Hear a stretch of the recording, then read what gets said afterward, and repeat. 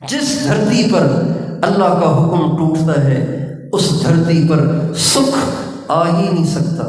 اس دھرتی پر، اس خطے پر اللہ پاک کی رحمت آ ہی نہیں سکتی، برکت آ ہی نہیں سکتی۔ لوگ سمجھتے ہیں کہ ہم اللہ کی نافرمانیاں تو دھڑا دھڑ کرتے چلے جائیں، کوئی وظیفہ ہمیں ایسا مل جائے کہ جب کبھی مسئلہ آئے فر وظیفہ پڑھ لیں، 1000 دفعہ، 2000 دفعہ، 4000 دفعہ وظیفہ پڑھنے سے ہمارے مسئلے حل ہو جائیں۔ میرے دوستو، کیا وظیفے،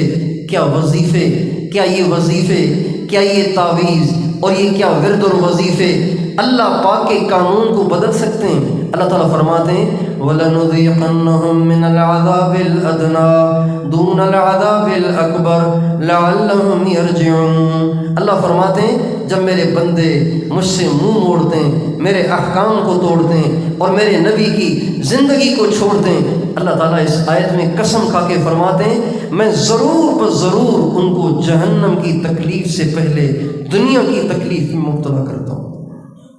اور اس لیے کرتا ہوں لعلہم یرجعون، تاکہ ان کو سمجھ آ جائے اور ان کی عقل ٹھکانے آ جائے اور یہ نافرمانی کی زندگی چھوڑ کے واپس اللہ کی طرف آئیں۔ اس لیے بھیجتا ہوں۔ میرے دوستو، آج آپ کوئی گھر دیکھیے، کوئی بازار دیکھیے، کوئی دفتر دیکھیے، کوئی شادی ہال دیکھیے، کوئی سڑک دیکھیے، کوئی ٹرین دیکھیے، کوئی جہاز دیکھیے، کوئی گاڑی دیکھیے، کوئی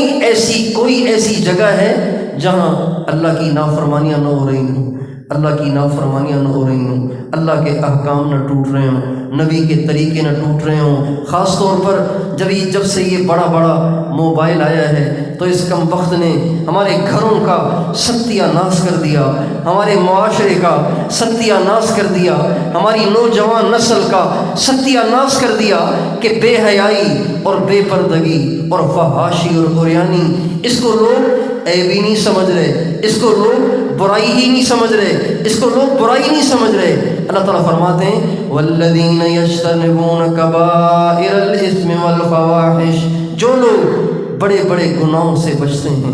بڑے گناہوں سے بچتے ہیں۔ اچھا، بڑے گناہوں میں زنا بھی آ گیا، ننگی فلم کو دیکھنا بھی آ گیا، اور عورتوں کو دیکھنا بھی آ گیا، گالی گلوچ بھی آ گئی، چوری اور ڈاکہ بھی آ گیا، شراب پینا بھی آ گیا، ماں باپ کی نافرمانی بھی آ گیا۔ کبائر میں سارے کبیرہ گناہ شامل ہو گئے، لیکن آگے اللہ تعالیٰ فرماتے ہیں والذین یجتنبون کبائر الاثم والفواحش، جو لوگ کبیرہ گناہوں سے بچتے ہیں، خاص طور پر بے حیائی کے کاموں سے بچتے ہیں۔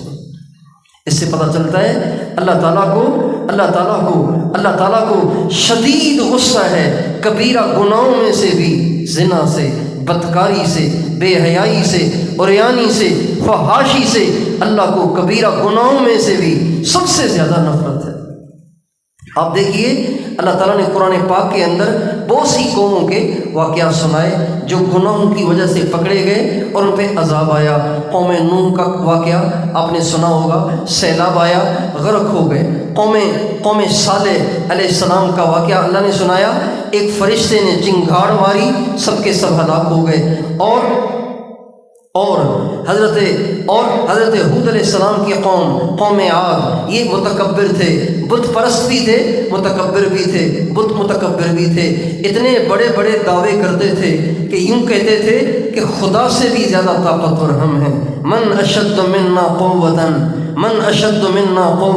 حود علیہ السلام سے کہنے لگے ہم سے زیادہ طاقتور کوئی ہو سکتا ہے جس کی تو ہمیں دعوت دیتا ہے؟ اللہ تعالیٰ نے ہوا کو بھیج دیا اور ہوا کے ذریعے سے ان کی جڑیں اکھیڑ دیں، ان کا نام و نشان مٹا دیا، ان کی نسلوں کو مٹا دیا۔ تو ان قوموں کی نافرمانیوں کی وجہ سے اللہ تعالیٰ نے ایک عذاب بھیجا اور ان کا کلا کما فرمایا، ان کی جڑیں کاٹی، ان کا نام و نشان مٹایا۔ لیکن اللہ تعالیٰ نے قرآن پاک کے اندر ایک اور قوم کا واقعہ بتایا ہے، جس قوم میں بے حیائی تھی، فحاشی تھی، عریانی تھی، وہ شہوت پرست تھے، وہ شہوت کے پرستار تھے، ان کی شہوت ایسے بھڑکتی تھی کہ وہ جائز ناجائز کو نہیں دیکھتے تھے، بلکہ جہاں کہیں ان کا جی چاہتا وہاں اپنی شہوت کو پوری کر لیا کرتے تھے۔ اللہ تعالیٰ نے ان کی ہدایت کے لیے حضرت ابراہیم علیہ السلام کے بھتیجے حضرت لوط علیہ السلام کو بھیجا۔ انہوں نے آ کے ان کو سمجھایا، بہت سمجھایا، لیکن ان کو سمجھ نہ آئی۔ اللہ تعالیٰ نے ان کو ساری قوموں سے زیادہ نرالے طریقے سے، خوفناک طریقے سے پکڑا، اور ایسا عذاب بھیجا، ایسا عذاب بھیجا، ایسا عذاب بھیجا کہ ایسا عذاب نہ ان سے پہلے کسی پہ آیا نہ ان کے بعد کسی پہ آیا۔ فرشتہ آیا، ویسے کسی قوم کی ہلاکت کے لیے اللہ تعالیٰ ایک فرشتہ بھیجتے ہیں، ایک فرشتہ آتا ہے اور ساری قوم کو ہلاک کر دیتا ہے۔ لیکن لوط علیہ السلام کی قوم جو بے حیا ہو گئی تھی، بے پرد ہو گئی تھی، شہوت پرست ہو گئی تھی، اور عریانی میں مبتلا ہو گئی تھی، اللہ تعالیٰ نے اس قوم کو ہلاک کرنے کے لیے 4 فرشتے بھیجے، جبریل علیہ السلام،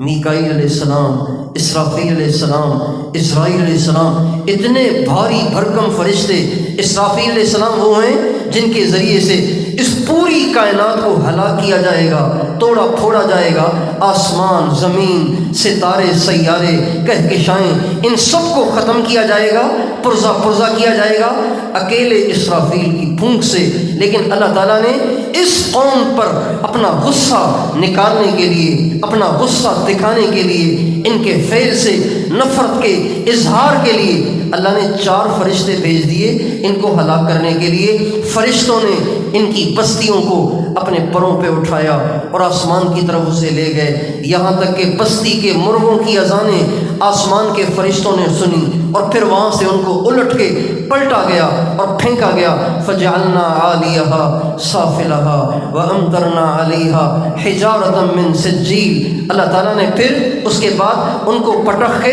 ان پہ پتھروں کی برسات بھی برسا دی، پتھروں کی برسات بھی برسا دی۔ اتنی بڑی سزا اس قوم کو اس لیے نہیں ملی کہ وہ بت پرست تھے، بلکہ اس لیے ملی کہ وہ قوم بے غیرت ہو گئی تھی، بے حیا ہو گئی تھی، بے پرد ہو گئی تھی۔ آج انٹرنیٹ کے ذریعے ساری دنیا میں اسی اسکیم کو چلایا جا رہا ہے، اسی مشن کو آگے بڑھایا جا رہا ہے، اسی ماحول کو بنانے کی کوشش کی جا رہی ہے، اور یہ ہمارے بھولے بھالے بچے اور یہ ہماری بولی بھالی بچیاں انٹرنیٹ کے شوق میں اچھے مناظر دیکھنے کے شوق میں اپنا ایمان بھی گنوا رہے ہیں، اپنا حیا بھی گنوا رہے ہیں، اپنی غیرت بھی گنوا رہے ہیں، اپنا دین بھی گنوا رہے ہیں، اپنا ایمان بھی گنوا رہے ہیں۔ میرے بھائی اور دوستو، ضرورت ہے کہ ہم سب کے سب اس فحاشی، اس عریانی، اس بے دینی، اس بے حیائی اور بے غیرتی سے خود بھی بچیں، اوروں کو بھی بچنے کی تلقین کریں، اوروں کو بھی سمجھائیں۔ موبائل نے وہ کارنامے سر انجام دیے ہیں صرف 20 برس کے عرصے میں کہ 200 برس میں بھی وہ تباہی نہیں مچی جو 20 برس میں اس موبائل نے مچائی ہے۔